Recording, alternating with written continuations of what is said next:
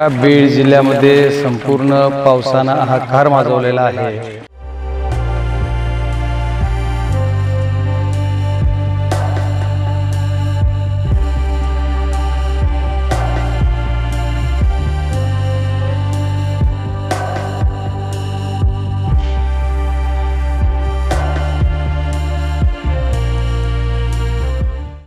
आता isakal.com आहे देशातील नंबर 1 ची मराठी न्यूज वेबसाईट। प्रत्येक अपडेटसाठी isakal.com ला नक्की भेट द्या। बीड जिल्ह्यामध्ये संपूर्ण पावसानं हाहाकार माजवलेला आहे।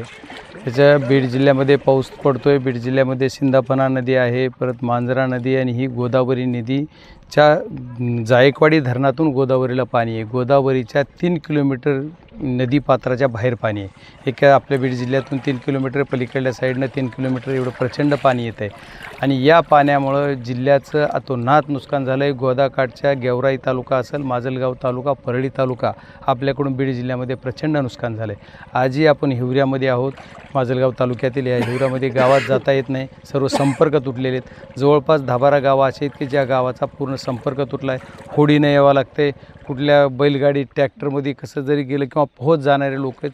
आता प्रचंड म्हणजे कौडगाव असेल, तुमचं इथलं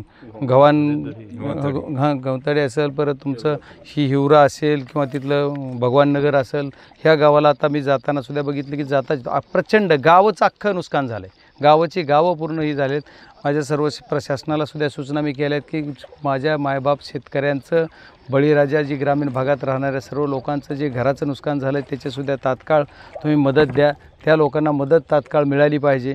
परत शेताच्या बाबतीत जर पिकाच्या बाबतीत विचार केला तर जे शेतामध्ये पीक आहे, ऊस असेल, कपाशी असेल, सोयाबीन असेल, जे काय असेल त्या पिकाचं सरसकट नुकसान आता शासन देणार आहे किंवा दिलं पाहिजे, देईल पण। म्हणजे त्याच्यानंतर जे की आपलं तुमचं हे आहे म्हणजे शेत वाहून गेले, कुठं लाईट तुटली किंवा शेत खरडून गेले, कट झाले तुमच्या घेऊन त्याच्यात गाळ गोटे बसलेत, वाळू बसली, असे जे प्रकार झाले ते याला सुद्धा वेगळी अनुदान दिलं पाहिजे, वेगळी मदत दिली पाहिजे। शासनाने द्यायचं कबूल केलेलं आहे। पालकमंत्र्यांनी सुद्धा आमच्या मीटिंगमध्ये सांगितलेलं की आम्ही अशा पद्धतीचे सुद्धा जी काय असतील ते पंचनामे करून त्यांना देऊ। पण आज आपल्यावर प्राथमिक काय जिम्मेदारी होती तर याच्यात अडकलेले लोक बाहेर काढणे आणि याच्यातले गावचे गावं बाहेर काढलेले आहेत। ज्या वस्तीला विशेष करून काही वस्तीमध्ये ह्याच्या पावसाच्या या पुराचा तडका बसतोय आणि या फटक्यामध्ये यांचं पुनर्वसन करण्याची सुद्धा गरज आहे। बीड जिल्ह्यातल्या शिरूरपासून पार इकडं परळीच्या पोहनेरपर्यंतचा हा गोदा काठ असेल, सिंदाफणा काठ असेल, मांजरा काठ असेल,